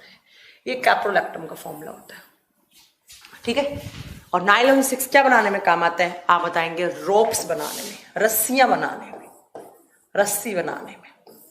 रस्सी समझते ही होंगे आप सब, रस्सियां बनाने में, ठीक है। याद रखिएगा नाइलॉन 6,6 से टायर बना सकते हैं, कपड़े बना सकते हैं, फाइबर्स वगैरह बना सकते हैं, बट आप याद रखिए नाइलॉन 6 से रोप्स या रस्सियां बनाई जाती हैं। नाइलॉन 6,6 किस का पॉलीमर था? आपका एडिपिक एसिड प्लस हेक्सामेथिल डाइएमाइन का। बट नाइलॉन 6 किसका होता है? कैप्रोलैक्टम। ये बहुत बार पूछा हुआ, इन दोनों में कंफ्यूज रहता है बच्चा, इसीलिए इन दोनों को इन दोनों को आपको अलग अलग पढ़ना है, याद रखना है, ठीक है। Nylon 6 and nylon 6। बट देखो एग्जाम में पूछे कि पहला सिंथेटिक पॉलीमर कौन सा था या आर्टिफिशियल पॉलीमर कौन सा था, आपको कंफ्यूज करने के लिए नायलॉन 6 भी होगा, नायलॉन 6 भी होगा या नायलॉन भी होगा, आप कौन सा सही करेंगे? नायलॉन 6 सही करेंगे, ठीक है। नेक्स्ट चले, नेक्स्ट इसके बाद आप याद रखेंगे अगला टेरिलीन या डेक्रोन जिसको बोलते हैं, टेरिलीन या आप जिसको डेक्रोन बोलते हैं, डेक्रोन, या आप इसका नाम कॉमन लैंग्वेज में पॉलिस्टर बोलते हैं। क्या बोलते हैं? पॉलिस्टर। किसी भी नाम से पूछ सकता है, ठीक है। कुछ मेरे को एक बच्चा पूछ रहा था, सूरज कुमार मैम पॉलिस्टर क्या होता है? आ गया सूरज कुमार। पॉलिस्टर का दूसरा नाम डेक्रोन भी होता है, टेरिलीन भी होता है। आपसे किसी भी नाम से एग्जाम में पूछा जा सकता है, ठीक है। अब बात आती है कि इसका मोनोमर क्या होता है, आप बताएंगे इसकी 1 लाख इकाई मोनोमर। मोनोमर का मतलब होता है 1 लाख, मतलब किसकी बार बार रिपीटिंग यूनिट से ये बना है, तो आप बताएंगे टेरेपैथेलिक एसिड। ये ध्यान से सुनिएगा, टेरेपैथेलिक एसिड, टेरेपैथेलिक अम्ल। क्वेश्चन आता है कि टेरेपैथेलिक एसिड कौन सा पॉलीमर बनाने में काम आता है, आप बताएंगे डेक्रोन या पॉलिस्टर, या आप बता सकते हैं इसको क्या बोल सकते हैं हम, टेरिलीन भी बोल सकते हैं। इसके अलावा इस पर एथिलीन प्लस ग्लाइकोल भी यूज होता है, एथिलीन प्लस ग्लाइकोल, ग्लिसरीन नहीं है ये ग्लाइकोल है, ये बनाने में काम आता है, ठीक है। हाँ, अब बात आती है कि ये कहां पर काम आता है, ये सबसे ज्यादा इंपॉर्टेंट है। बाकी तो आपसे इतना नहीं पूछा जाएगा कि टेरेपैथेलिक एसिड का फॉर्मूला क्या होता है। अगर आपको लिखना ही भी है तो फॉर्मूला मैं बता सकती हूँ, बना सकती हूँ। कुछ ऐसा आपका फॉर्मूला होगा, इसका कार्बोक्सिलिक ग्रुप दोनों साइड जुड़े हुए होंगे, COOH, ये इसका फॉर्मूला है। किसका? तो टेरेपैथेलिक अम्ल का। अब पूछे आपसे कि एथिलीन प्लस ग्लाइकोल दोनों एक साथ लिखा जाता है, एथिलीन प्लस ग्लाइकोल दोनों एक साथ लिखा जाता है, इसका फॉर्मूला क्या होता है, आप बताएंगे CH2OH, CH2OH। तो ये दोनों मोनोमर होती हैं किसकी, तो आप बताएंगे दोनों मोनोमर किसकी होती है, टेरिलीन, डेक्रोन या पॉलिस्टर। एक क्वेश्चन आता है, किस डेक्रोन या पॉलिस्टर का उपयोग सबसे पहले कौन से कंट्री ने किया था, किस देश में सबसे पहले ये यूज में लिया गया था, आप बताएंगे इंग्लैंड में। इंग्लैंड में सबसे पहले यूज में लिया गया था, इंग्लैंड में सबसे पहले टेरिलीन या पुनीत सोनी, यस आपका आंसर है यस, ठीक है। तो ये आपसे एग्जाम में बहुत बार पूछा जाता है कि डेक्रोन, पॉलिस्टर या टेरिलीन को बनाने के लिए कौन से एसिड का यूज में लिया जाता है, आप बताएंगे टेरेपैथेलिक एसिड, साथ में ethylene plus glycol, CH2OH, CH2OH, ठीक है। और ये इनकी मोनोमर यूनिट है, सबसे पहले इंग्लैंड में यूज हुआ था। अब बात आती है ये क्या बनाने में काम आता है, इसको स्टार कर लेना, ये हेलमेट बनाने में काम आता है। जब हम गाड़ी 2 व्हीलर चलाते हैं तो जो हम हेलमेट लगाते हैं वो बनाने में काम आता है। एक ये सबसे कम ज्वलनशील होता है, इजीली जलता नहीं है, ये सबसे लोवेस्ट इनफ्लेमेबल होता है, सबसे कम ज्वलनशील होता है, टेरिलीन या कौन सा, डेक्रोन। ये आपको याद रखना है, ठीक है। इसके अलावा नेक्स्ट है आपका रबर, नेक्स्ट है आपका रबर। और रबर तो मैम 2 होते हैं, कौन कौन से मैम, एक नेचुरल और दूसरा कौन सा, सिंथेटिक। तो रबर लिखिए जरा, पहला है नेचुरल रबर, हिंदी में क्या बोलेंगे, प्राकृतिक रबर, प्राकृतिक रबर। दूसरा लिखेंगे synthetic rubber, synthetic rubber, Hindi में बोलते हैं इसको संश्लेषित या कृत्रिम रबर, संश्लेषित या कृत्रिम रबर, ठीक है। अभी मैंने आपको एक सेंटेंस बोला था कि जो नेचुरल रबर होता है उसकी मोनोमर यूनिट क्या होती है, मैंने बताया था आइसोप्रीन। क्या होती है इसकी मोनोमर यूनिट, आप बताएंगे आइसोप्रीन।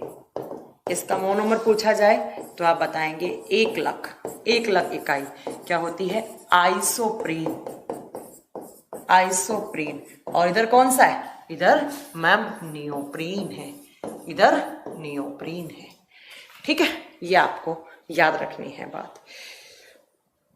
एक बात और याद रखना है आपको कि जो नेचुरल रबड़ है उसका मोनोमर का तो एक ही नाम है, आइसोप्रीन, बट नियोप्रीन की जगह कभी कभी एक नाम और लिखा होता है, क्लोरोप्रीन। क्लोरोप्रीन, तो ये भी आप सही कर देना, क्योंकि यहाँ पर Cl क्लोरीन ग्रुप जुड़ा होता है, तब इसका फॉर्मूला बनाएंगे आप नियोप्रीन का, तो यहाँ पर क्लोरीन ग्रुप जुड़ा हुआ होता है, तो इसलिए इसको कभी कभी Cl जुड़ा हुआ होता है क्लोरीन, तो इसको क्लोरोप्रीन भी कह सकते हैं आप, याद रखिए। ठीक है, अच्छा कैसे तो मैं बता देती हूँ, चलो कभी कंफ्यूज ना हो आप। CH2CH और CH2 जुड़ता है, तो यहाँ पर फर्स्ट सेकंड नंबर वाला कार्बन है, यहाँ से एक क्लोरीन जुड़ा होता है, इसीलिए इसको क्लोरोप्रीन करके भी टर्म दिया जाता है, इसीलिए इसको क्लोरोप्रीन करके भी टर्म दिया जाता है। तो ये नियोप्रीन होता है। ठीक है, तो नियोप्रीन या क्लोरोप्रीन क्या बनाते हैं, तो आप बताएंगे आर्टिफिशियल रबड़ बनाते हैं। और इसी में आर्टिफिशियल में दो आते हैं, ब्यूना N और ब्यूना S भी आते हैं। यहीं पर आप लिख सकते हैं, यहाँ पर ब्यूना N रबड़ के टाइप है, Buena N and Buena S भी आते हैं, ये रबड़ के टाइप है। ठीक है पुनीत, यही आप पूछ रहे थे, शायद मैंने बता दिया है। अब देखो इस रबड़ से आप एक टर्म सुनोगे जो एग्जाम में बहुत बार आता है, वल्केनाइजेशन ऑफ रबड़। ये क्या होता है, बहुत बार सुनते हैं। देखिए यहाँ से 3 क्वेश्चन बनते हैं। नेक्स्ट मैं यहीं पर रबड़ में ही लिख रही हूँ, रबड़ में एक नेक्स्ट आपका एक छोटे सा हेडिंग है, एक टर्म पढ़ोगे आप बहुत बार बुक्स में या क्वेश्चंस में, जब क्वेश्चंस आएंगे बहुत बार तो आप पढ़ोगे वल्केनाइजेशन ऑफ रबड़। वल्केनाइजेशन ऑफ रबड़ क्या होता है, और हिंदी में इसको बोलते हैं रबड़ का वल्किनीकरण। रबड़ का वल्किनीकरण, ये क्या होता है, ये टर्म आप बहुत बार पढ़ोगे, रबड़ का वल्किनीकरण। ये किस प्रोसेस को बोलते हैं, आप बताओगे कि जो नेचुरल रबड़ होता है वो बहुत सॉफ्ट होता है। ये प्रोसेस क्या होता है तो मैं आपको बता देती हूँ।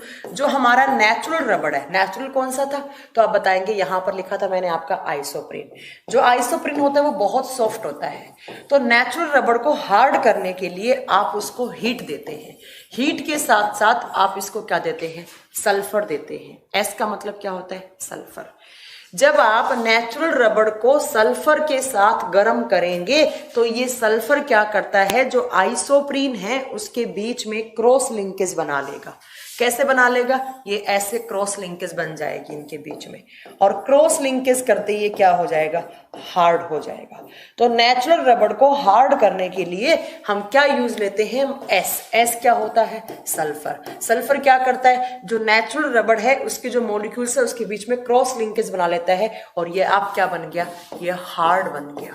और अब जो हमें रबड़ मिलेगा, इस रबड़ को हम नाम क्या देते हैं, इसको वल्केनाइज्ड रबड़ का नाम देते हैं। इसको क्या नाम देते हैं, वल्केनाइज्ड रबड़, और हिंदी में बोलते हैं वल्कीकृत रबड़। वल्कीकृत रबड़।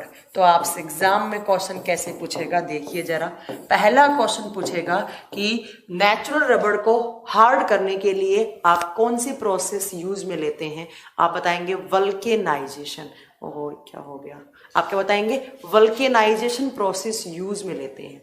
उसमें क्या करते हैं, नेचुरल रबड़ मैम बहुत सॉफ्ट होता है, उसको गर्म करते हैं किसके साथ, सल्फर के साथ। और सल्फर के साथ जब गर्म करेंगे, सल्फर क्या करेगा, जो आइसोप्रीन है उसके जो मॉलिक्यूल्स है उसके बीच में क्रॉस लिंकेज बना लेगा, और क्रॉस लिंकेज बनाते ही वो क्या हो जाएगा, वो हार्ड हो जाएगा, वो कठोर हो जाएगा। और अब जो रबड़ मिलेगा वो कैसा होगा, वो वल्केनाइज्ड रबड़ होगा, या वो बहुत कठोर रबड़ होगा। अब देखो एग्जाम में क्वेश्चन आता है कि ये स्टार कर लेना, पक्का मिलेगा आपको क्वेश्चन एग्जाम में। क्या क्वेश्चन आता है कि जो वल्केनाइज्ड रबड़ है उसके अंदर सल्फर का अमाउंट कितना % होता है। आप बताओगे वल्केनाइज्ड रबड़ के अंदर सल्फर 3 से 5% होता है। ये क्वेश्चन बहुत बार पूछा हुआ है, कितना % सल्फर इस रबड़ के अंदर। ये तो नेचुरल था, इसको गर्म किया आपने, हीट दिया किसके साथ, सल्फर के साथ, क्या बन गया वो, हार्ड। तो इस हार्ड रबड़ को नाम क्या दिया मैंने, वल्केनाइज्ड रबड़। इसके अंदर कितना अमाउंट सल्फर का है, 3 से 5% इसमें क्या होता है, सल्फर। और ये कहाँ काम आता है, तो ये काम आता है ऑटो व्हीकल्स के टायर बनाने में। आप बताएंगे ये कहाँ काम में लेते हैं हम, it is used in making auto vehicles tyre, गाड़ियों के टायर बनाने में, गाड़ियों के टायर बनाने में। कभी कभी देखो कैसे घुमाकर पूछते हैं, ऑटो व्हीकल्स टायर में कितना % सल्फर का होता है, तो आप वो भी क्या बताएंगे, 3 से 5% ही सल्फर होता है। इस प्रोसेस को हम क्या बोलते हैं, वल्केनाइजेशन बोलते हैं। चलो आगे, समझ में आ गया। मैं मान सकती हूँ जो बच्चे साइंस बैकग्राउंड से नहीं है उनको थोड़ी सी प्रॉब्लम आ रही होगी, बट ये सारा प्योरली थ्योरी वाला चैप्टर है, आपको ऐसे मतलब रट्टे लगाने वाली बातें हैं, बट क्वेश्चन जरूर आएगा, एक क्वेश्चन पक्का आएगा। नेक्स्ट है आपका बेकेलाइट। नेक्स्ट पॉलीमर कौन सा है आपका, बेकेलाइट। अपने हाथ से अच्छे अच्छे नोट्स बनाना और अपने दिमाग में 3-4 बार लिख लेना, पेन से, दिमाग में नहीं मतलब कॉपी में 3-4 बार पेन से लिखेंगे, एकदम याद हो जाएंगे। बेकेलाइट किस किस का होता है, तो आप बताएंगे फिनोल प्लस फॉर्मेल्डिहाइड। अब फिनोल प्लस फॉर्मेल्डिहाइड आपको सबको पता है कौन सा ग्रुप होता है, CHO।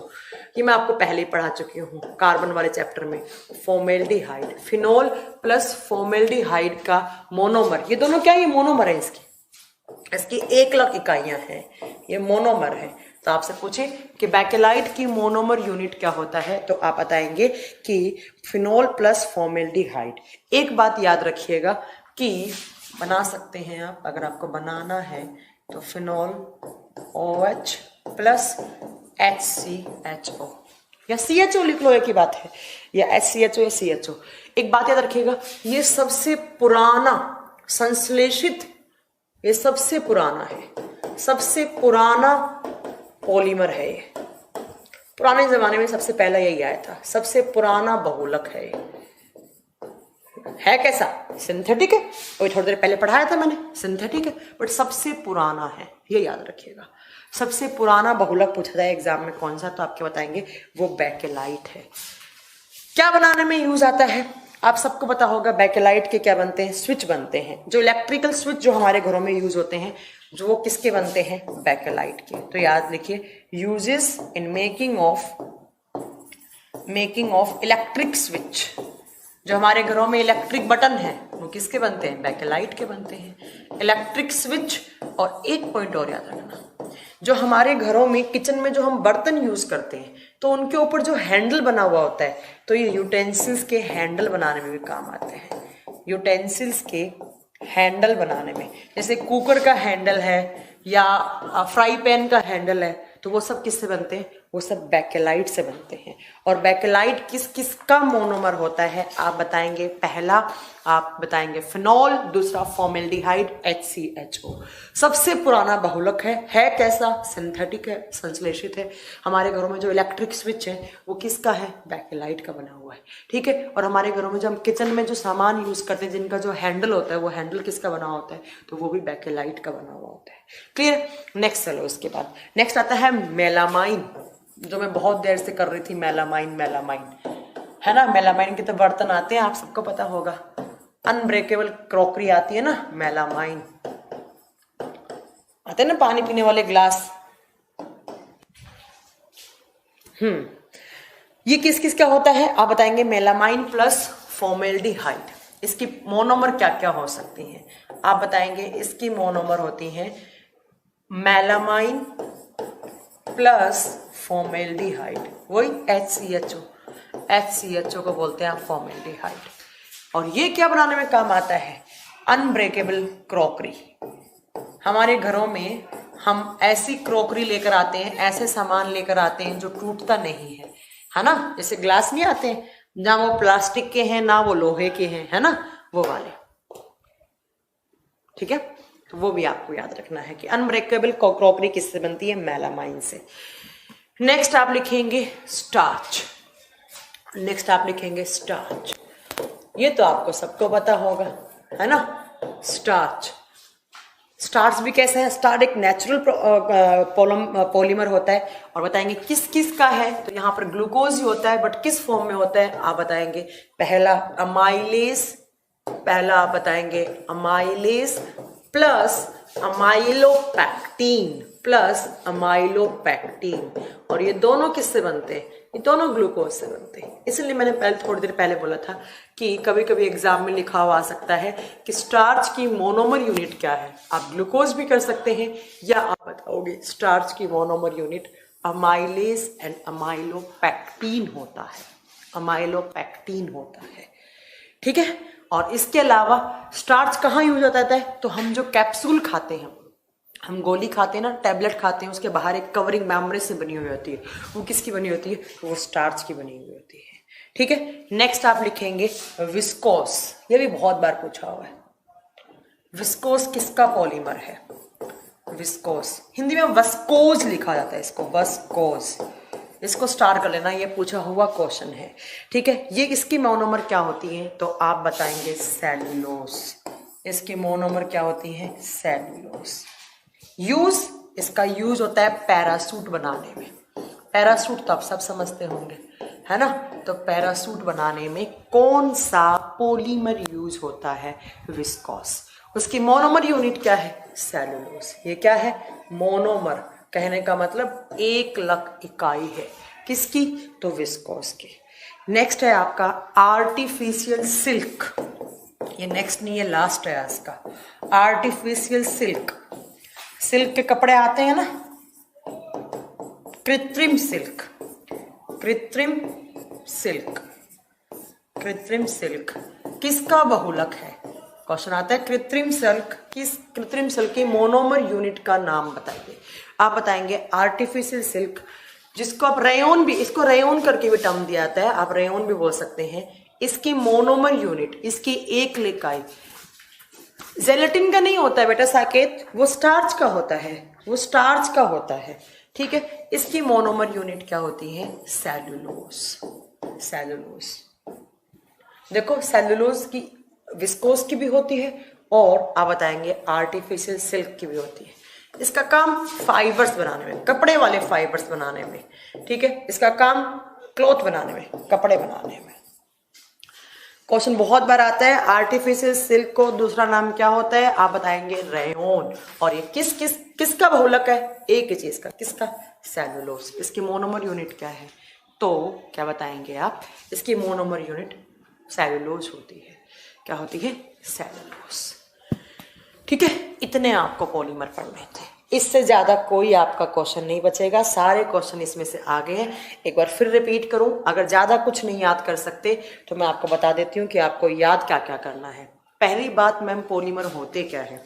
मैंने कहा पॉलीमर बहुत लार्ज चेन को, बहुत सारे मॉलिक्यूल्स हैं जो बहुत बड़े बड़े मॉलिक्यूल्स हैं, जो मैक्रो मॉलिक्यूल्स हैं, और वो किससे मिलकर बने हुए? माइक्रो मॉलिक्यूल से। और इन्हें माइक्रो मॉलिक्यूल को हम नाम क्या देते हैं? तो उनको हम मोनोमर या 1,00,000 इकाई का नाम देते हैं।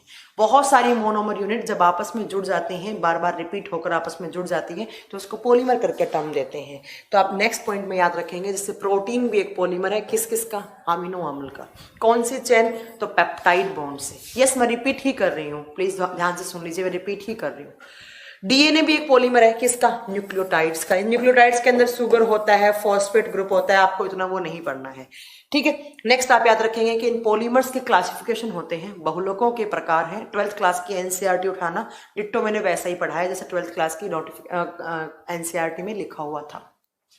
पहला क्लासिफिकेशन कैसा है? On the basis of origin. 3 type के नेचुरल फॉर्म में पाए जाएंगे, ये सेमी सिंथेटिक जो दोनों का कॉम्बिनेशन से बने, सिंथेटिक जो इंसानों द्वारा बनाए गए हैं। कौन कौन सा? Nylon 6, nylon 6, Terylene, PVC, artificial rubber जिसको हम नियोप्रिन बोलते हैं, और नेचुरल को क्या बोलते हैं?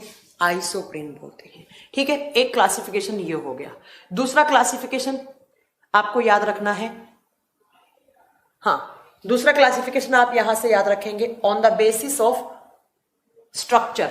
इनके स्ट्रक्चर के आधार पर कि इनके बीच में जो इंटरमोलिक्यूलर जो आपके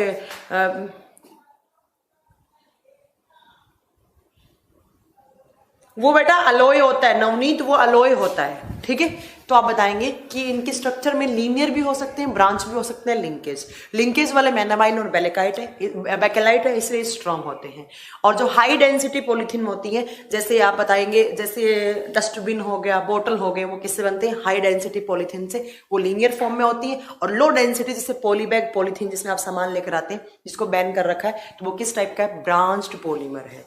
उसके अलावा आप नेक्स्ट बताएंगे यहां पर, नेक्स्ट बताएंगे आप कि टाइप्स ऑफ पॉलीमर इनके जो on the basis of origin, क्यों आ गया वापिस? हाँ, नेक्स्ट इनके जो इंटरमोलिकुलर फोर्सेस हैं उसके उसके बेसिस पे कितने टाइप में, 4 टाइप में। कौन कौन से? Elastomers, fibres, thermosetting, thermoplastic. इनका एग्जाम्पल याद रखिएगा। सबसे स्ट्रॉन्ग कौन सा? तो आप पूछेंगे थर्मोसेटिंग सबसे स्ट्रॉन्ग होता है और इलास्टोमर्स सबसे वीक होते हैं, क्योंकि यहाँ पर वीक फोर्स लगते हैं, यहाँ पे स्ट्रॉन्गेस्ट लगते हैं।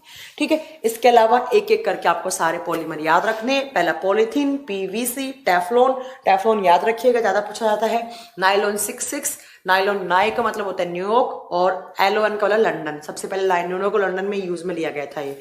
एडिपिक एसिड हेक्सामेथिल डाइअमाइन का मोनोमर होता है। नायलॉन से रॉक्स बनाई जाती हैं, वो किस किस का मोनोमर? कैप्रोलैक्टम। कैप्रोलैक्टम का फॉर्मूला ये होता है। उसके अलावा नेक्स्ट टेरिलीन, जिसको डेक्रोन या पॉलिस्टर कह सकते हैं, वो किसका होता है? टेरेपैथेलिक एसिड के साथ आप बताएंगे थाइलिन प्लस ग्लाइकोल होता है। ठीक है, नेक्स्ट आप याद रखेंगे कि जो नेचुरल रबड़ होता है वो बहुत सॉफ्ट होता है। उसको आप जब गर्म करोगे किसके साथ? सल्फर के साथ, तो सल्फर क्या करता है? उसके इंटरमोलिक्यूल्स के बीच में क्रॉस लिंकेज बना लेता है, तो वो बहुत हार्ड हो जाता है और उसका काम ऑटो व्हीकल्स टायर बनाने में काम करते हैं। और उसको वल्केनाइज्ड रबड़ बोलते हैं, जिसके अंदर 3 से 5% सल्फर होता है।